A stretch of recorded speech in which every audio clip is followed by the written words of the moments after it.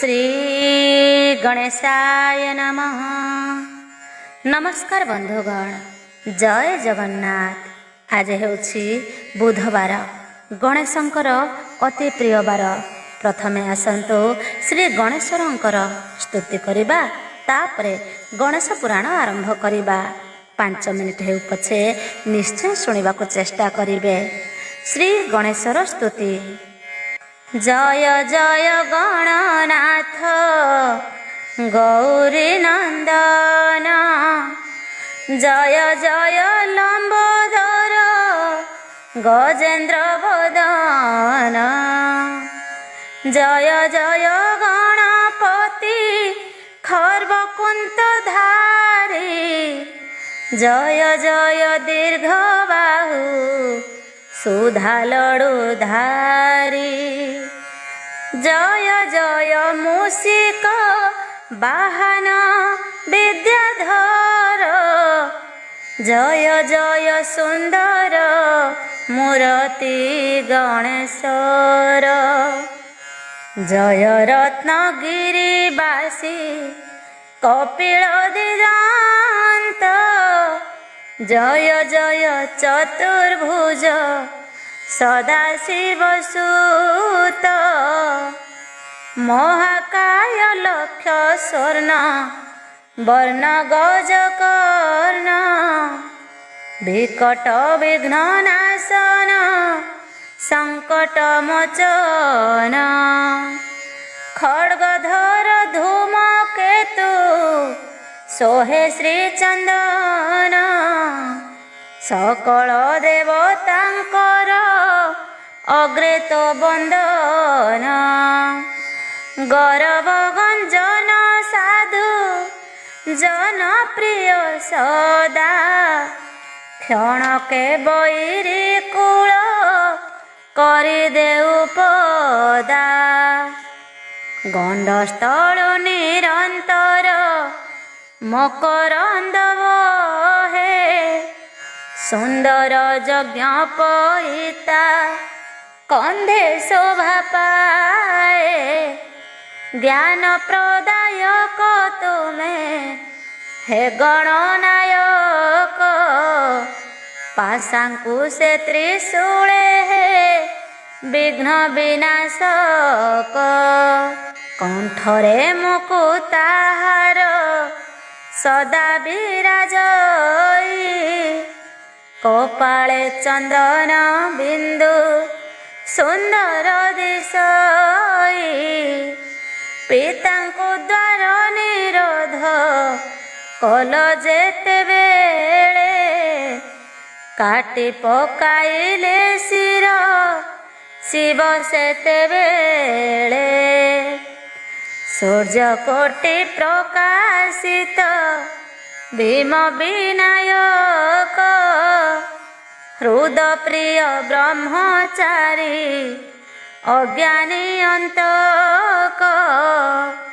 शुद्ध सुवर्णर प्राय शरीर दिशई, कर्ण जुगले कुंडल तेजे विराजई, अजित जय वर्धन कारिदेव रूपी, यज्ञ रूपी विष्णु रूपी कंदर्प स्वरूपी, आदिदेव आदि कर्ण माया विवर्जित, नमो नमो गणपति त्रैलोक्य पूजित, सेनाध्यक्ष जाड्य हर कल्याणदायक, अंबिकेय अरविंद हे चंडी नायक, ब्राह्मण प्रिय भक्त बंधु दयामय, ज्ञानर गरिष्ठ देव त्रिलोक वंदनीय, रक्त मंदार माଳରେ तनु विभूषित, निश्चल अग्निवदन ନିର୍ଗୁଣ ରକ୍ତ ମେରୁ ମନ୍ଦର ସ୍ୱରୂପ ଯାର ବିଶ୍ୱରୂପ ଭିନ୍ନାଞ୍ଜନ ସମ ପ୍ରଭୁ ଦଣ୍ଡି ଗଜରୂପ ରକତ ଚନ୍ଦନ ରକ୍ତ ବସ୍ତ୍ର ପରିଧାନ ନମସ୍ତେ ନମସ୍ତେ ପ୍ରଭୁ ଅମ୍ବିକାନନ୍ଦନ ପ୍ରସାରିତ ମଧୁଗନ୍ଧ ଆଘ୍ରାଣ ଲୋଲୁପ ହୋଇ ବିରାଜନ୍ତି ଗଣ୍ଡ ସ୍ଥଳରେ ମଧୁପ ଦନ୍ତାଘାତ ବିଦାରିତ ବୈରୀ ରୁଧିରେ ରକ୍ତ ସିନ୍ଦୁର ପରାଏ ଦେହ ଶୋଭା କରେ ଶଙ୍କୁବର୍ଣ୍ଣ ପ୍ରଚଣ୍ଡ ହେ ଶାନ୍ତ ଭବାତ୍ମଜ ଋଷି ବନ୍ଦନୀୟ ତୁମ୍ଭ ଚରଣ ପଙ୍କଜ ନମ ବିଘ୍ନ ବିନାୟକ ଅଭୟ ବରଦ କି ସ୍ତୁତି କରିବି ମୁହିଁ ଅଜ୍ଞାନ ନିର୍ବୋଧ ହେ ପ୍ରଭୁ ପାର୍ବତୀ ମୋତେ आहे कृपा कर जन्मे जन्मे सेवुथिबि पयर तुम्भर नाही मोर विद्या बुद्धि सहजे मूर्ख तब स्तुति करिबाकु नाही मोर सख्य दया कर आहे प्रभु गिरिजानंदन तोहर चरण तले गली मो शरण। एबे आसंतु गणेश पुराण आरंभ करिबा। पूर्व अध्याय सुखदेवଙ୍କ जन्म विषय पढ़ुथिले। आज क्रमशः पढ़िबा।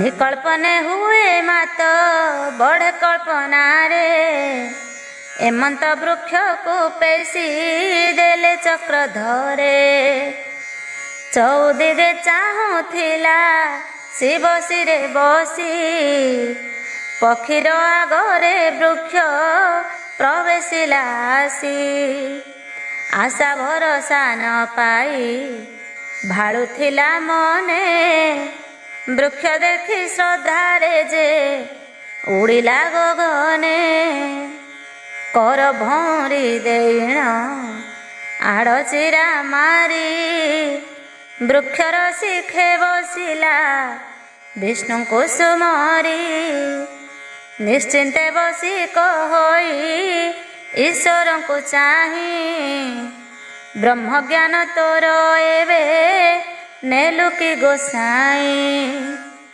मोहर ज्ञान बोली जे करिथिलु आस मुठा करी धरी निय बाटे नहु नास चोर खंट देखी काले नेबे बळे पीटी पेड़ी भितरे लुचाई रख हे धूर्जटी एही हिंसा बुद्ध तोर देखी आदि मात विष्णु को आत्मा करिण संचिले जगत ब्रह्म होइन बसिले विष्णु सर्वहृदे सेही बोलांती परम जीव आत्मा पदे गोदेह मोदेह सेही आत्मा अच्छी लागी एहा न चिन्हिण बोलू मुही एका जोगी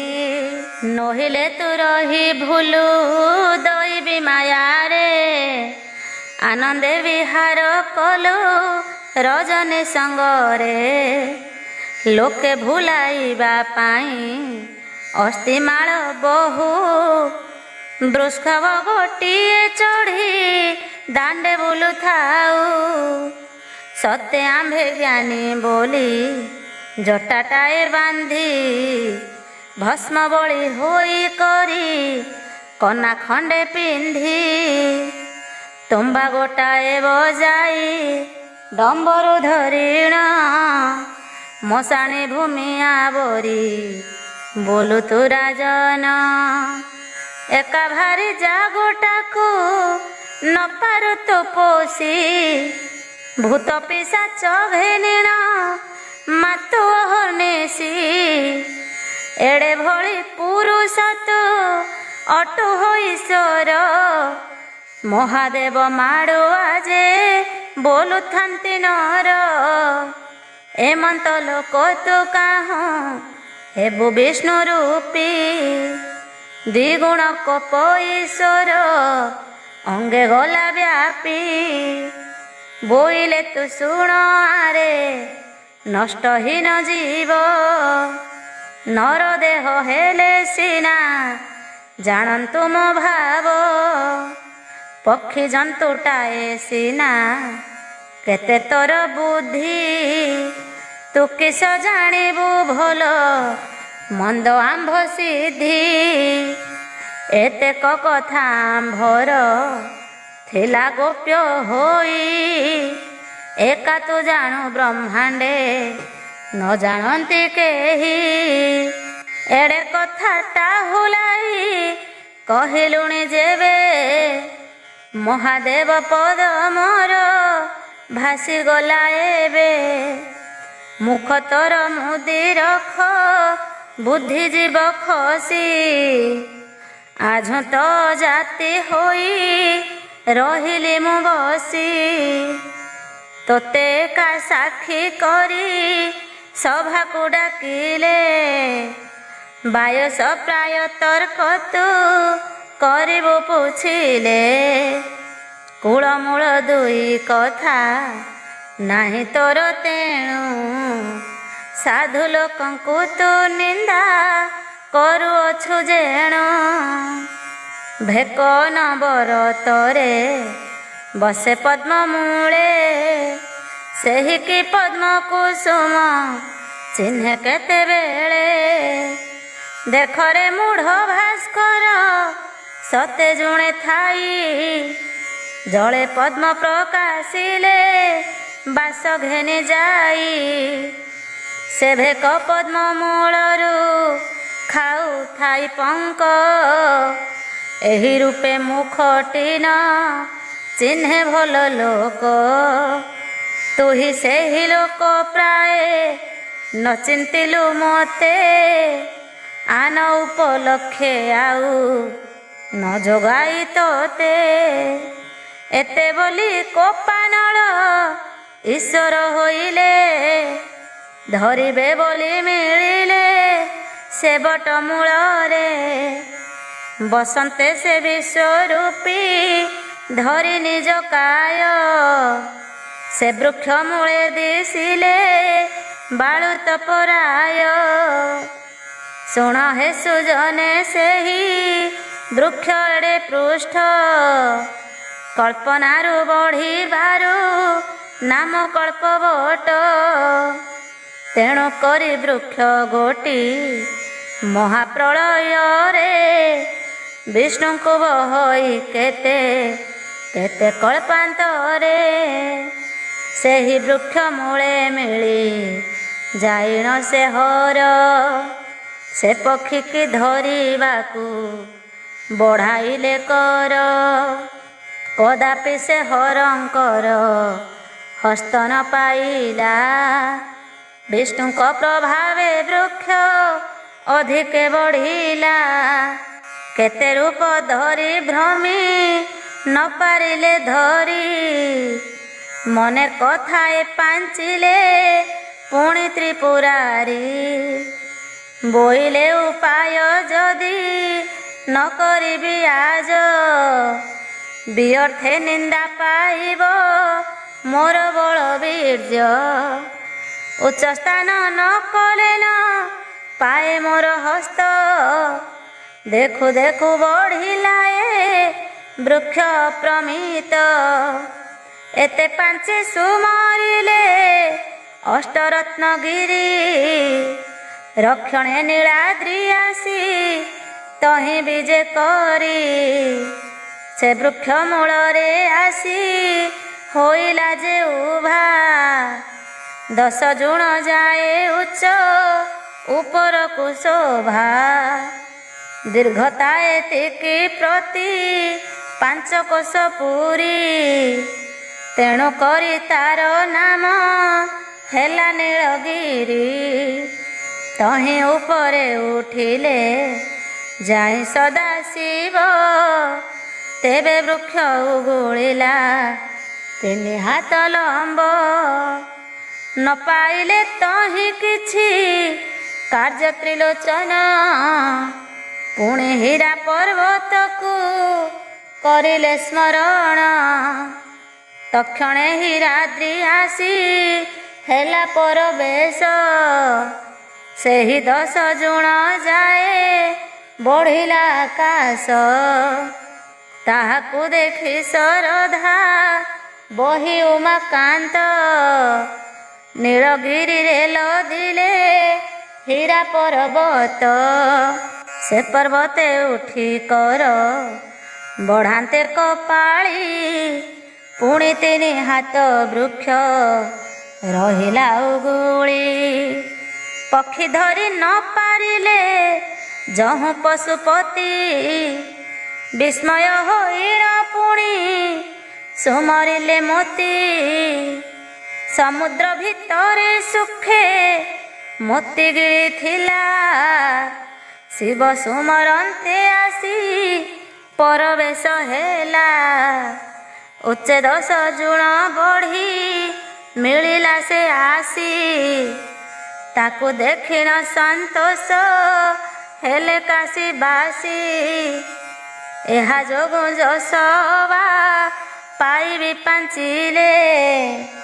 ଭାଳି ହୀରା ପରେ ମୋତି ରଖି ଉଚ୍ଚ କଲେ। ତହିଁ ଉପରେ ଉଠିଲେ ଯାଇ ଭୋଳାନାଥ। ଦେଖିଲେ ବୃକ୍ଷ ଉଗୁଳି ରହେ 3 ହାତ। ଏହି ରୂପେ ଅଷ୍ଟରତ୍ନ ଗିରି କି ସୁମରି। ତା ଉପରେ ରଖି ତ୍ରିପୁରାରୀ।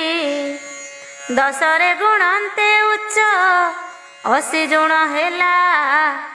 ତେବେ ବିଶ୍ୱନାଥଙ୍କର ହସ୍ତ ନ ପାଇଲା।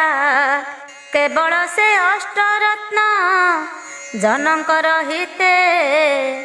ଶ୍ରୀ ବିଶ୍ୱନାଥ ଆଣିଣ ରଖିଲେ ଜଗତେ।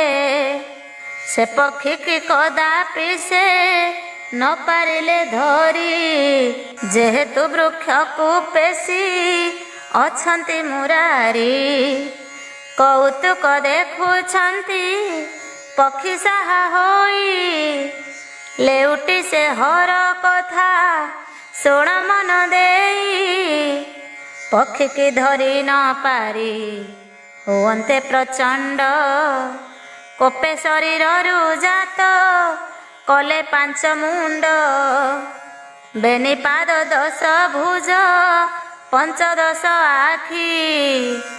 ଆକାଶ ପର୍ଯ୍ୟନ୍ତ ଶିର ରହିଲେ ସେ ଟେକି। ତେବେ ସେ ପକ୍ଷୀ କି ଧରି ନ ପାରିଲେ ହର।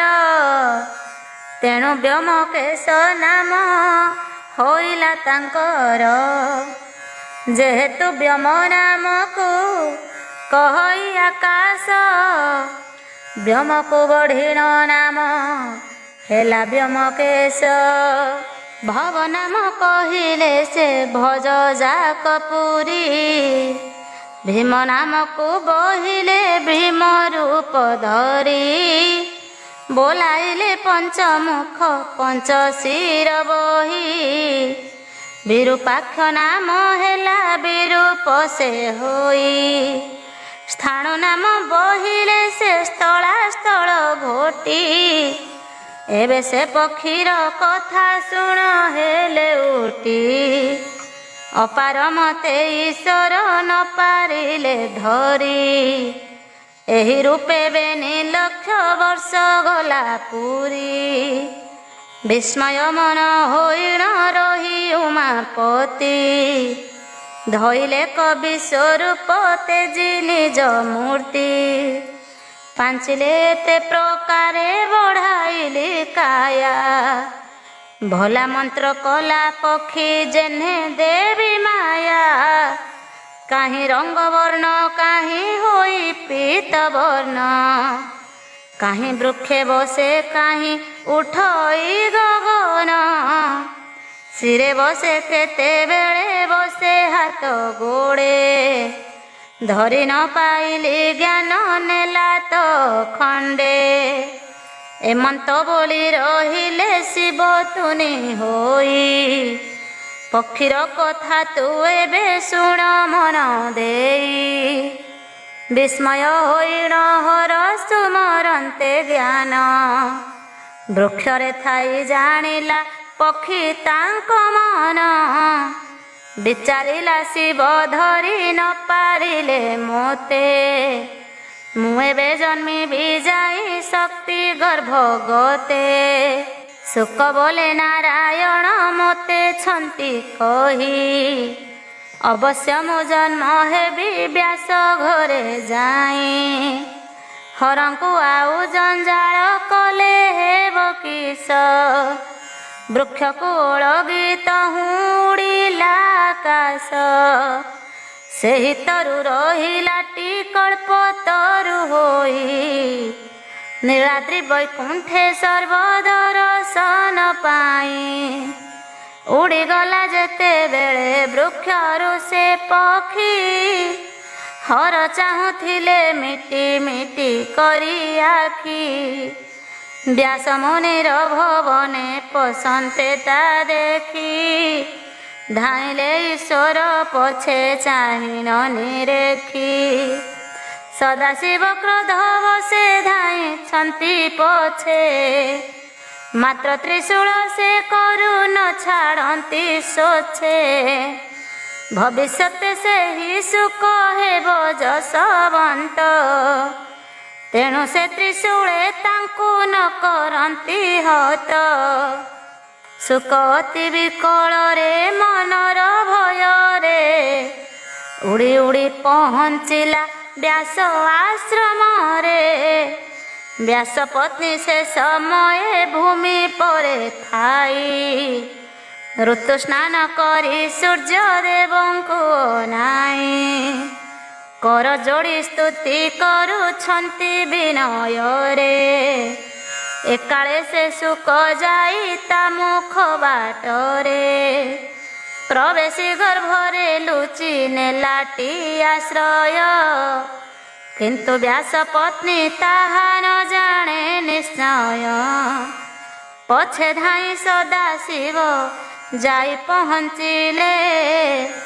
ଭୟ ଦେଖାନ୍ତେ ସେ ନାରୀ ମଥା ନୁଆଇଲେ। କହିଲେ ଋଷି ପତ୍ନୀ କି ପ୍ରଭୁ ଭୂତପତି। ଶୁଣ ଆଲୋ ବ୍ୟାସ ନାରୀ ଆମ୍ଭର ଭାରତୀ। ଚୋର ଗୋଟିଏ ଆମ୍ଭର ଦେହରୁ ବାହାରି। ଆସିଛି ସେ ଗଲା କାହିଁ କହ ତୁ ବିଚାରି। ମୁନି ପତ୍ନୀ କହେ ପ୍ରଭୁ ତାହା ମୁଁ ନ ଜାଣେ। ଚୋର କିଏ କାହିଁ ଗଲା ଅଛି କେଉଁ ସ୍ଥାନେ। ମୋତେ କିମ୍ପା ଚୋର କଥା ପୁଛ ଋଷିବର। ତହୁଁ ଶିବ ବୋଲେ ଆଗେ ଶୁଣ ନାରୀ ବର। ତୁମ୍ଭର ଉଦରେ ସେହି ଚୋର ଗୋଟି ଯାଇ। ପଶିଛି ନ ଜାଣୁ ବୋଲି କହୁ କିସ ପାଇଁ। ଏବେ ସେ ଚୋର ଗୋଟିକୁ ତୋ ଉଦରୁ କାଢ଼ି। ମୋର ରିପୁ ଯେଣୁ ତାକୁ ଦିଅ ଶୀଘ୍ର ତଡ଼ି। ଆମ୍ଭେ ଯା କହୁଛୁ ତାହା କର ଗୋ ବିଶ୍ୱାସ। ନହିଲେ କ୍ଷଣି ତୋତେ କରିବ ବିନାଶ। ଏ ସମୟ ବ୍ୟାସ ମୁନି ହୋଇ ଉପସ୍ଥିତ। ଶିବଙ୍କୁ ଦେଖି ଚକିତେ ହେଲେ ପ୍ରଣମିତ। ତହୁଁ ସଦା ଶିବ ତାଙ୍କୁ କରି ଆଶୀର୍ବାଦ। କହିଲେ ସର୍ବବୃତ୍ତାନ୍ତ ଯା ଲାଗି ବିବାଦ। ଶୁଣି ବ୍ୟାସ ମୁନି ଧୀରେ କହନ୍ତି ବଚନ। ଭୂଦେବ ଜଗଦୀଶ୍ୱର କରନ୍ତୁ ଶ୍ରବଣ। ସ୍ତ୍ରୀ ଜନ୍ମ ଠାରେ କ୍ରୋଧ ଉଚିତ ନୁହଁ। ଜାଣି ଶୁଣି ନାରୀ ହତ୍ୟା ପ୍ରଭୁ କି କରଇ। ଏ ସ୍ତ୍ରୀ ଗର୍ଭରେ ଅଛି ଯେଉଁ ରିପୁତବ। ବାଳକ ରୂପେ ସେ ହେବ ଜନମ ସମ୍ଭବ। ସେ କାଳେ ଆପଣ ତାହା ନିଶ୍ଚୟ ଘେନି ଯିବେ। ସ୍ତ୍ରୀ ହତ୍ୟା ଭ୍ରୂଣ ହତ୍ୟା କିମ୍ପାଇଁ କରିବେ। ଏସନ ବଚନ ଶୁଣି ବ୍ୟାସ ମୁନିଙ୍କର। କ୍ରୋଧ ସମ୍ବରିଲେ ଭୟେ ଦେବ ମହେଶ୍ୱର। କ୍ରୋଧ ହିଁ ଅଟଇ ସିନା କାମନାରେ ସେତୁ। ସେ କାମନା ଜନ୍ମେ ପୁଣି ସଙ୍ଗ ଦୋଷ ହେତୁ। ସଙ୍ଗ ଯେ ଆସକ୍ତି ଇଚ୍ଛା ବିଷୟ ଭାବନା। ରୂପରସ ଗନ୍ଧ ସ୍ପର୍ଶ ନାମରେ କଳ୍ପନା। ମୁହିଁ ଆଜି କ୍ରୋଧ ରିପୁ ଅସ୍ତ୍ର ଧରି କରେ। ନାରୀ ହତ୍ୟା ଶିଶୁ ହତ୍ୟା କରୁଥିଲି ପରେ। ଏଡ଼େ ଅବିବେକୀ ପଣ କରିଲି କିମ୍ପାଇଁ। ବ୍ୟାସ ପରି ମୁନି ଆଗେ ବିଡ଼ମ୍ବନା ପାଇଁ। ଏସନ ବିଚାରି ଶମ୍ଭୁ ବ୍ୟାସ ବଚନରେ। ଶାନ୍ତ ହୋଇ ସୁପ୍ରସନ୍ନ ହେଲେ ଯଥାର୍ଥରେ। ଶମ୍ଭୁଙ୍କ ସୁଶାନ୍ତ ଦେଖି ବ୍ୟାସ ମୁନିବର। ହସି ହସି କହିଲେ ହେ ଶୁଣ ମହେଶ୍ୱର। ମୁହିଁ ଦିନ ଜନ ଅଟେ ତୁମ୍ଭ ଅଂଶୁଜାତ। ଯଦି କୃପା କଲ ପ୍ରଭୁ ହେଉ ମୋତେ ପ୍ରାପ୍ତ। ଯେଉଁ ପୁତ୍ର ଜନମିବ ମୋ ପତ୍ନୀ ଗର୍ଭରେ। ସେ ମହାବିଜ୍ଞାନୀ ହେବ ତ୍ରିଲୋକ ମଧ୍ୟରେ। ତାହା ପରି ସୁଚରିତ୍ର ନ ହେବେ ନଥିବେ। ତିନି ପୁର ଲୋକେ ଆଣି ଆନନ୍ଦିତ ହେବେ। ଏହା ଶୁଣି ବ୍ୟାସ ମୁନି ଦୁଇ ହାତ ଯୋଡ଼ି। ବିନୟ ଶମ୍ଭୁଙ୍କ କୋପ ହୃଦୁ ଦେଲେ କାଢ଼ି। ଭୟ ସୁପ୍ରସନ୍ନ ହୋଇ ଦେବ ଶଶିଧର। ବର ଦେଇ ଗଲେ ଚଳି କୈଳାସ ଶିଖର। ତହୁଁ ମୁନି ବର ବ୍ୟାସ ପୁତ୍ର ଲାଭ ଆଶା। କରି ଆନନ୍ଦିତ ହେଲେ ଈଶ୍ୱର ଭରସା। ଯଥା କାଳେ ଉପୁଜିଲେ ଶୁକ ନାମେ ଯତି। ବ୍ୟାସଦେବ ପିତା ତାଙ୍କ ମାତା ଅଟେ ଶକ୍ତି। ଶୁକ୍ରାଚାର୍ଯ୍ୟ ନାମ ଗୋଟି ଦେଲେ ବ୍ୟାସ ମୁନି। ବ୍ରହ୍ମାଣ୍ଡରେ ଜନ୍ମ ସିଦ୍ଧ ଶୁକ ମହାଜ୍ଞାନୀ। ଶୁକଦେବ ଜନ୍ମ କଥା ଶୁଣଇ ଯେ ଜନ। ଗତ ଜନ୍ମ ପାପ ନାଶୀ ଲୋଭ ସୁଜ୍ଞାନ। ବର ଦେଇ ସଦାଶିବ କୈଳାସେ ମିଳିଲେ। ଏକାନ୍ତରେ ବସି ମନେ ବିଷାଦ ଲୋଭିଲେ। ଅକାରଣେ ସ୍ତ୍ରୀ ହତ୍ୟା ଭ୍ରୂଣ ହତ୍ୟା ଦୋଷ। ସେଥିରୁ ବଞ୍ଚିତ କଲେ ଆଜି ବେଦ ବ୍ୟାସ। ଏହା ଶୁଣି ଭଗବତୀ ସତୀ ଶିରୋମଣି। କ୍ରୋଧ ଭରେ କହିଲେ କ ତାଙ୍କୁ ଏହି ବାଣୀ।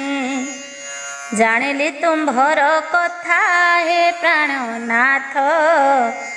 ଏହିପରି ଜନ୍ମେ ଜନ୍ମେ ମୋତେ କର ହତ। ମୁଖେ କରୁଥାଅ ସ୍ନେହ ହୃଦ ମଧ୍ୟେ ନାହିଁ। ତୁମ୍ଭ ପାଶେ ରହିବାର ମୋର ନ ଯୋଗାଇ। ତାଙ୍କ କୋପମାନ ଦେଖି ବିରୋଗ ପାଳି। ଉମାଙ୍କୁ କହିଲେ ଏହା ମନେ ମନେ ଭାଳି। ଶୁଣ ଗୋ ଭବାନୀ ଏବେ ମୋର ତୁମ୍ଭ ସଙ୍ଗେ ନାହିଁ କିଛି କାମ ତୁମ୍ଭେ ଚଳ ଇଚ୍ଛା ରଙ୍ଗେ। ଏହା ଶୁଣି ଶୈଳପୁତ୍ରୀ ପତି ଆଜ୍ଞା ମାନି ତାଙ୍କ ପଦେ ନତ ଶିରେ ଭକ୍ତିରେ ଭବାନୀ। ବିଦାୟ ନେଇ ଅଇଲେ ଶୀତ ଅନ୍ତରେ ଗଲେ ଯହିଁ କାର୍ତ୍ତିକେୟ ତହିଁ ଏକାନ୍ତରେ। आहे सुज्ञ जने ही गणेश पुराण वासुदेव बोले शुण भल हे कारण। शिवंकर विरक्ति पार्वती कार्तिकेय निकटे गमन। युधिष्ठिर उवाच युधिष्ठिर पूछा कले कह जदुपति कार्तिकेय पाशकु गले भगवती। तदपरे जेउ कथा कह दयामय श्रीकृष्ण कहिले ताहा शुण धर्मराय। माता मिलते देखिण विशाखानंदन प्रणाम करी पूछिले किंपा गमन। कहिले जननी तहु शुण रे नंदन तुम्भ पिता मोह ठारे कले कोप मन। तेणु असंभाळ होई आसिली तो ठाई पिता विरक्ति रे जाण आसी अछि मोहि। सबु कथा माता ठारू शुणी षडमुख मने मने अनुताप बही करी दुख। कहिले गो माता तुम्भे कि कल अविचारे पिता ठारे क्रोध जा बहिल। क्रोध परिहर कर जे अटे करता से पिता वचन मेंटी न पारे विधाता। स्त्री जन्म होई तुम्भे ए दुस्तर कर्म पति ठारे कोप कले अटई अधर्म। जेउ सदाशिव प्रभु त्रिलोक गोसाई ताहांक अवमानना करिल किंपाई। तपे बर कोपे बर जाहांक प्रभाव ब्रह्मा विष्णु को अजणा अन्य के जानिब। बुझाई माता को एही परि सडानन बोइले गोए बे मात शुण मो वचन। मुहि तब पुत्र किबा देवी उपदेश तपस्या करिण कर पिता को संतोष। तुम्भे कि न जाण मात तपस्यार बल जा जोगेल भीण पुणी पति पुत्र फल। असाध्य साधन से ही करई नियत पति पत्नी क्रोधे सिना क्षणिक संजात। भोमाता विलंब आउ न करी एकांत तपस्या करिले सिद्ध करिबे से तात। युधिष्ठिर कहिले से परमा साधवी देव सुर नरंक वंदिता जे देवी। आश्चर्य लगे हेले से विमना पति रे साहाଯ୍ୟାର୍ଥେ मिलिले से पुत्रर पाशरे। लोकमाता होई किंपा नहेले पुत्र आउ जेबे ताहांकर अन्य पुत्र थांता। तपस्या कारणे से कि छाड़ंता मातांकु अवश्य सांत्वना करी रखंता ताहाकु। पुत्र होई मातांकु से देला उपदेश एथिरे संदेह जन्मे कहे पीतवास। श्रीकृष्ण वाच शुण आहे कुंती पुत्र तुम्भे तत्वेदी पचारिबा संधि कथा देबा आम्भे छेदी।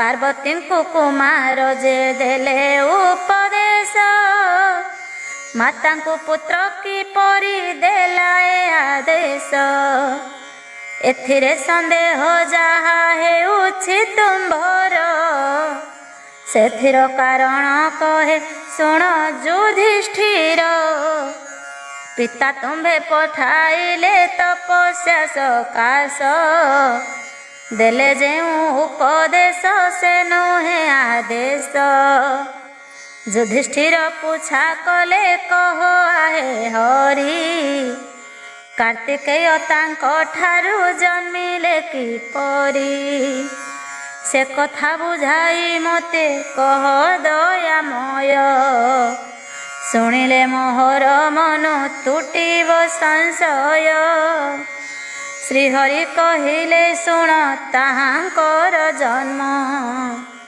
वासुदेव बोले शुणी तेज मनुक्रम कार्तिकेय जन्म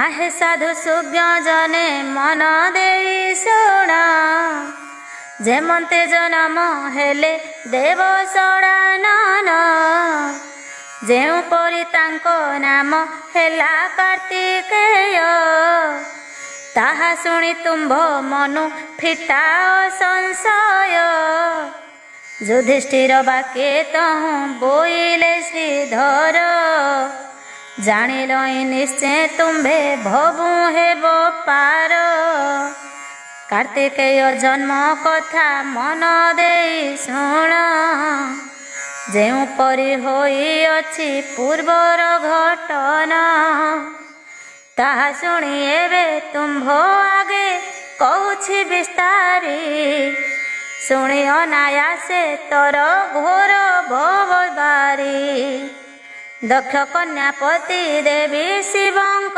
भारी जा अपमाने करिथिले पूर्वे प्राण तेजा हिमालय राजा घरे मेनका गर्भरे पुनरपि जन्मिले दियोटी रूपरे जेमंत जन्म हेले विधान तहिर कहुअछि मन देई शुण युधिष्ठिर हिमालय पत्नी नाम अटई मेनका सर्वगुणे परिपूर्ण परम धार्मिका जानिपार सती देवी दुई रूप धरी प्रथम गर्भरे गंगा रूपे अवतरी स्वर्गपुरे चली गले देखी हिमबान दुहिता विहीने कले बहुत रोदन पुनरपि किछि दिन अंते में नारायणी गर्भवती हेले ताहा हिमालय जानी मने मने अतिशय आनंदित हेले 10 मास अंते उमा देवी जन्मिले बेनिपाद रक्त पद्म शोभा कुनिंदई शुद्ध सुवर्ण कुजिणी कांति विराजई अति स्नेह में ना देवी कले कपालन शशि कला प्राय उमा बढ़े दिनु दिन दिने कनारद ऋषि प्रवेश होइले देखी हिमालय तांकु समादर कले नाना कथा कही गले अंतपुरे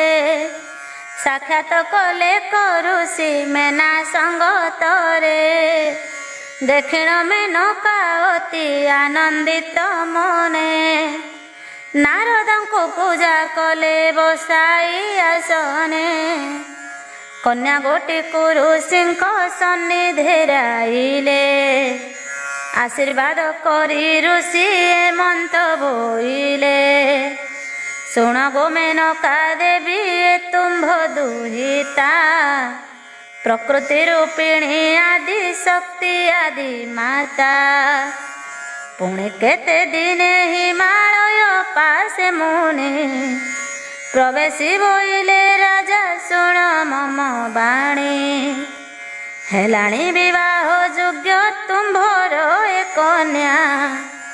ରୂପ ଗୁଣେ ସୁଲକ୍ଷଣେ ଅଟଇତ ଧନ୍ୟା।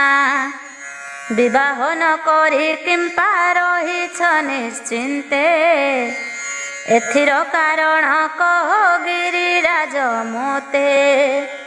ଏହା ଶୁଣି ହିମାଳୟ ବୋଇଲେ ଭମୁନି। ତପସ୍ୟା କରଇବନେ ମୋହର ନନ୍ଦିନୀ।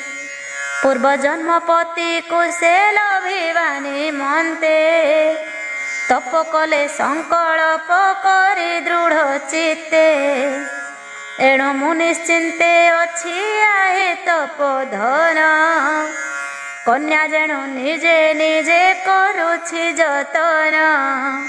ନାରଦ ବୋଇଲେ ଯାହା କହିଲ ତା ସତ। ତଥାପି ଉଦ୍ଯୋଗୀ ହେବା ତୁମ୍ଭ ପକ୍ଷେ ହିତ। ଉଦ୍ଯୋଗ ନ କଲେ କିଛି କାର୍ଯ୍ୟ ନ ହୁଅଇ। ବିପଦରେ ପଡ଼େ ଏହା ଶାସ୍ତ୍ର ଅଛି କହି। ଏଣୁ କନ୍ୟା ପାଇଁ ତୁମ୍ଭେ ହୁଅ ଯତ୍ନବାନ। ଉପଯୁକ୍ତ ବର ଦେଖି କନ୍ୟା କର ଦାନ। ହିମାଳୟ ବୋଲେ ତୁମ୍ଭେ ସର୍ବଜ୍ଞ ପୁରୁଷ। କେଉଁଠାରୁ ବର ଅଛି କୁହ ମୁନୀଶ। ନାରଦ ବୋଇଲେ ଛନ୍ତି କୈଳାସ ଭୁବନେ। ଯାହାଙ୍କୁ ପୂଜନ୍ତି ଦେବ ଋଷି ମୁନି ମାନେ। ସେ ପଞ୍ଚବେଦନ ଦେବ ଦେବୀ ତ୍ରିନୟନ। ତାହାଙ୍କୁ ପ୍ରଦାନ କର ଏ କନ୍ୟା ରତନ। ବୋଇଲେ ସେ ହିମାଳୟ ଆହେ ଦେବ ଋଷି। ଯେମନ୍ତେ ସେ ଶିବ ମୋର ହୋଇବେ ଜୁଆଇଁ। ତହିଁର ଉପାୟ ବେଗେ କରନ୍ତୁ ଗୋସାଇଁ।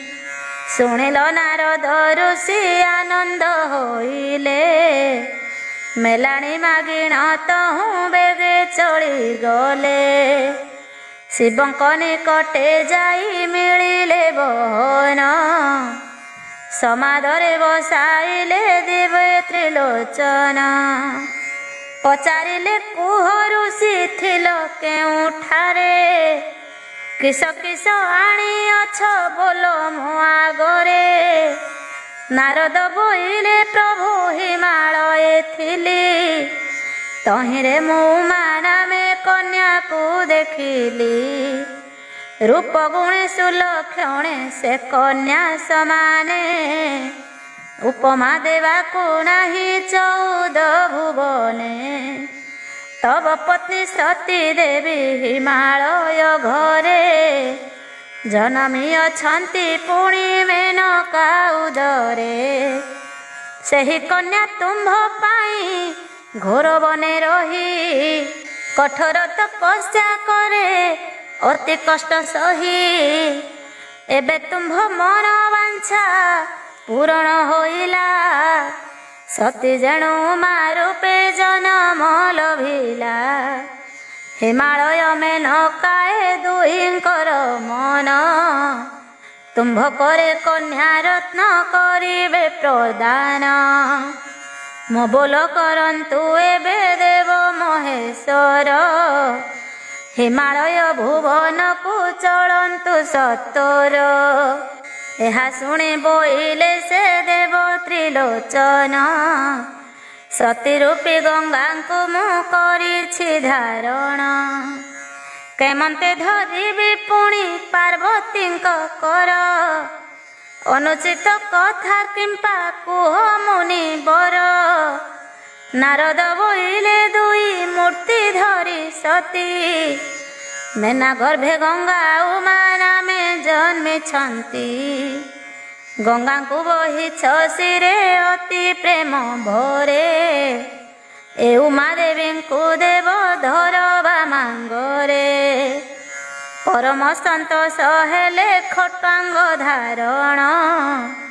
ନାରଦଙ୍କୁ ସଙ୍ଗେ ଘେନି ଚଳିଲେ ବହନ। ଯେଉଁ ସ୍ଥାନେ ଉମା ଦେବୀ କରୁଛନ୍ତି ତପ। ସେଠାବରେ ତ୍ରିଲୋଚନ ହେଲେ ବିପ୍ରରୂପ। ପାର୍ବତୀଙ୍କ ନିକଟରେ ପ୍ରବେଶ ହୋଇଲେ, ମଧୁର କୋମଳ ସ୍ୱରେ ହେମନ୍ତ ବୋଇଲେ। କାହାର ନନ୍ଦିନୀ ଗୋତୁକିନା ମତ ହରି, ଦେଖି ନାହିଁ ନେତ୍ର ମୋର ତୋ ପରି ସୁନ୍ଦରୀ। ଏ ଘୋର ରଣେ ରହି ଏତେ କଷ୍ଟ ସହି, କିମ୍ପାଇଁ କଠୋର ତପ କରୁ ଚାନ୍ଦ ମୋହି। ପାର୍ବତୀ ବୋଇଲେ ଧୀରେ ଶୁଣ ଦ୍ୱିଜବର, ହିମାଳୟ ଝିଅ ମୁହିଁ ଉମା ନାମ ମୋର। ପୂର୍ବ ଜନ୍ମ କଥା ଏବେ ଶୁଣ ମନ ଦେଇ, ତଦକ୍ଷ ଘରେ ଜନ୍ମିଥିଲି ସତୀ ନାମ ବହି। ଯୋଗେଶ୍ୱର ଶିବଙ୍କର ଘରଣୀ ମୁଁ ଥିଲି, ପତି ନିନ୍ଦା ଶୁଣି ଯଜ୍ଞେ ଦେହ ତ୍ୟାଗ କଲି। ଘୋର ତପ କରୁଅଛି ସେ ଶିବଙ୍କ ପାଇଁ, ମିଥ୍ୟା ନୁହେଁ ତୁମ୍ଭ ଆଗେ ସତ କହିଲଇଁ। ଶଙ୍କର ବୋଇଲେ ତୁମ୍ଭେ ରାଜାର ଦୁହିତା, ତେମନ୍ତେ ସେ ଭିକାରୀର ହୋଇବ ବନିତା। ଶ୍ମଶାନେ ବୁଲୁଥାଏ ନାହିଁ ଘର ଦ୍ୱାର, ଦେଖିବାକୁ ଅସୁନ୍ଦର ପଞ୍ଚମୁଖ ତାର। ଧନ ଦ୍ରବ୍ୟ ନାହିଁ କିଛି ବସନ ଭୂଷଣ, ବାଘ ଛାଲ ପିନ୍ଧି ଭିକ ମାଗି କାଟେ ଦିନ। ତାଙ୍କ ପାଇଁ ବନେ କଷ୍ଟ ପାଉଅଛି ଏତେ, ଆଶ୍ଚର୍ଯ୍ୟ ପରାୟ ଲାଗେ ଏହି କଥା ମୋତେ। ରୂପ ଗୁଣ ପୂର୍ଣ୍ଣା ତୁମ୍ଭେ ପରମା ସୁନ୍ଦରୀ, ଶିବ କେଉଁ ଗୁଣେ ହେବେ ତୁମ୍ଭ ସଙ୍ଗେ ସରି। ଏହା ଶୁଣି କ୍ରୋଧ ଭରେ ବୋଇଲେ ଗୌରୀ, ବିପ୍ର ହୋଇ ଶିବ ନିନ୍ଦା କର କେଉଁ ପରି। ଅଗତିର ଗତି ଶିବ ନାଥର ନାଥ, ତାଙ୍କୁ ନିନ୍ଦା କଲ ଏବେ କର ପ୍ରାୟଶ୍ଚିତ। ପୂର୍ବେ ଶିବ ନିନ୍ଦା ଶୁଣି ଦେହ ତେଜିଥିଲି, ପୁନରପି ତବ ମୁଖୁ ଏ ଜନ୍ମେ ଶୁଣିଲି। ନରକେ ପଡ଼ିବା ଦୁହେଁ ଆହେ ଦ୍ୱିଜବର, ଭଲ ଗତି ଅଛି ଯେବେ ମୋର ବୋଲ କର। ଏକ ମନେ ଏକ ଧ୍ୟାନେ ଶିବ ନାମ ଜପ, ଧ୍ୱଂସ ହୋଇପାରେ ଏହି ଘୋର ମହାପାପ। ହାତ ଯୋଡ଼ି ବ୍ରହ୍ମଚାରୀ କଲେ ବହୁ ସ୍ତବ, ତ୍ରିନୟ ପଞ୍ଚାନନ ଜୟ ଜୟ ହେ ଶିବ। ସର୍ବଦାନନ୍ଦମୟ ଜଗତ କାରଣ, ତବ ପାଦ ପଦ୍ମ ତଳେ ପଶୁଛି ଶରଣ। ଅଗତିର ଗତି ତୁମ୍ଭେ ସଂସାରରେ ସାର, ତବ ପାଦେ ବାରମ୍ବାର କରେ ନମସ୍କାର। ଗୌରୀ ବୋଇଲେ ଶୁଣ ଆହେ ବ୍ରହ୍ମଚାରୀ, ଶିବ ତତ୍ଵ ଜ୍ଞାନୀ ତୁମ୍ଭେ ଶିବ ରୂପଧାରୀ। ଏଣୁ ତୁମ୍ଭ ପାଦ ପଦ୍ମେ କରେ ନମସ୍କାର, ମୋଠାରେ ପ୍ରସନ୍ନ ହୁଅ ଆହେ ଯୋଗେଶ୍ୱର। ପରମ ସନ୍ତୋଷ ହେଲେ ଶୁଣି ଉମା ବାଣୀ, ନିଜ ରୂପେ ବିଜେ କଲେ ଦେବ ଶୂଳ ପାଣି। ଅଙ୍ଗେ ଭସ୍ମ ବିଲେପନ ଶିରେ ଶୋହେ ଫଣି, କଣ୍ଠ ଦେଶ ଶୋଭା ପାଏ ଜିଣି ନୀଳମଣି। ବୃଷଭ ପିଠିରେ ବିଜେ ବଜାଇ ଡମ୍ବୁରୁ, ଭକତ ଜନର ମନ ବାଞ୍ଛା କଳ୍ପତରୁ।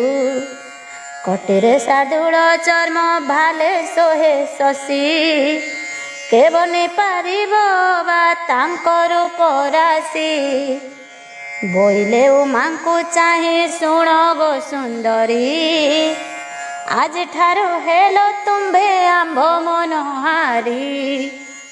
ଏତେ କହି ଅନ୍ତର୍ଧ୍ୟାନ ହେଲେ କାଶୀବାସୀ, ମହାଯୋଗୀ ମଗ୍ନ ହେଲେ ଯୋଗାସନେ ବସି ଗିରିରାଜ ପାଶେ ଯାଇ କହିଲେ ନାରଦ ଗିରି ଶିଖେ ଯୋଗେ ମଗ୍ନ ହେଲେ ସଦାନନ୍ଦ। ଏହା ଶୁଣି ହିମାଳୟ ପାର୍ବତୀଙ୍କୁ ରାଇ ବୋଇଲେ ତୁ ଶିବଙ୍କର ସେବା କର ଯାଇ।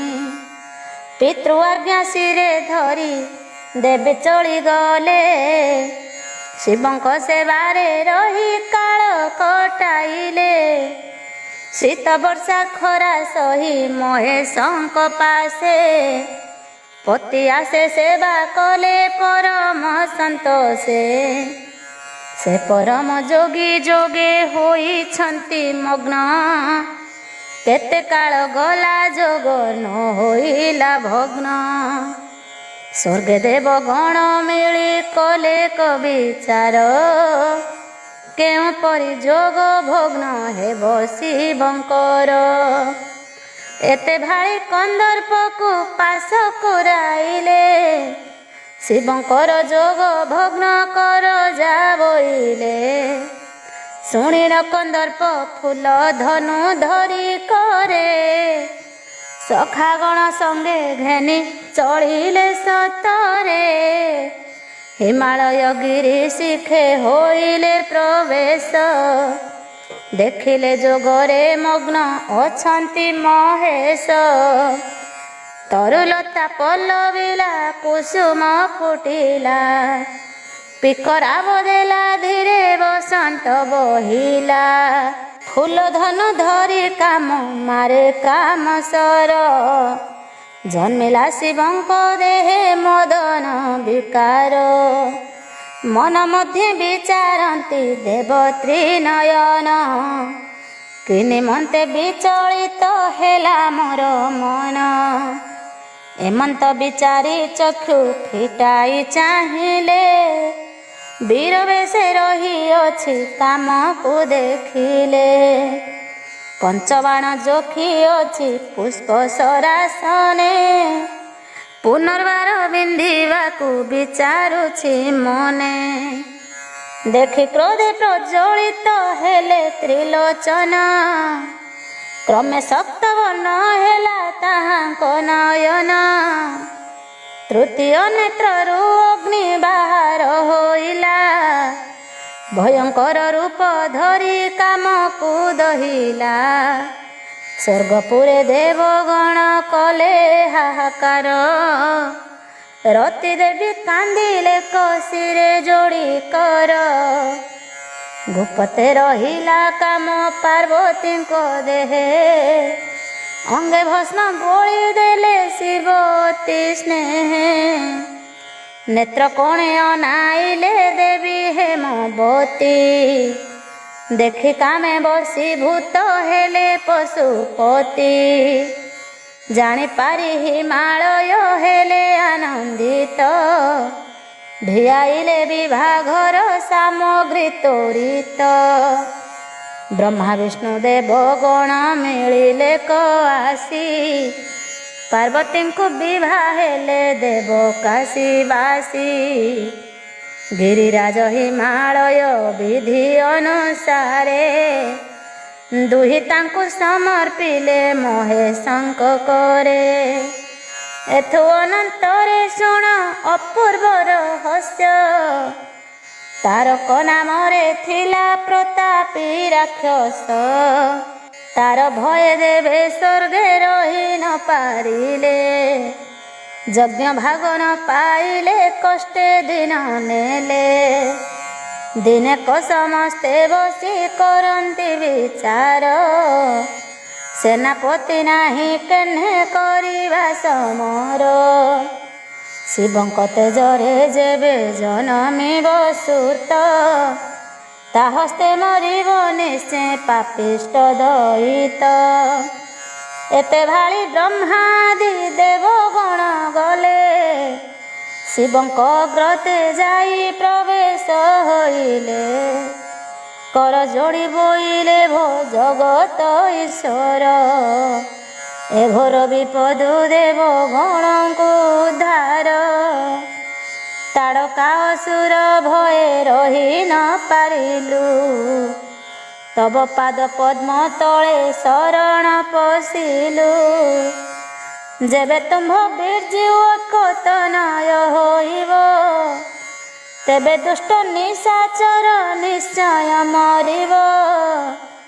ଏହା ଶୁଣି ବୋଇଲେ ଯେ ପ୍ରଭୁ ମା ସାଇଁ, ନିଶ୍ଚୟ କରିବି ଏହା ତୁମ୍ଭ ହିତ ପାଇଁ। ମେଲାଣି ହୋଇଲ ତହୁଁ ଦେବଗଣ ଗଲେ, ଇଳାବୃତେ ଉମା ସହ ଶଙ୍କର ରହିଲେ।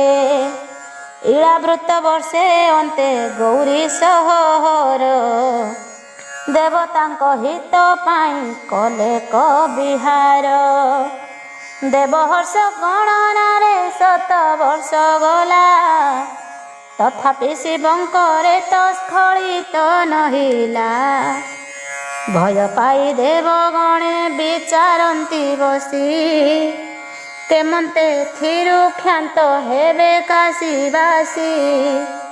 କ୍ରମେ ଦେବ ବର୍ଷେ 7 ବର୍ଷ ରହିଗଲା, ଶଙ୍କର ପାର୍ବତୀଙ୍କର କେଳି ନ ସରିଲା।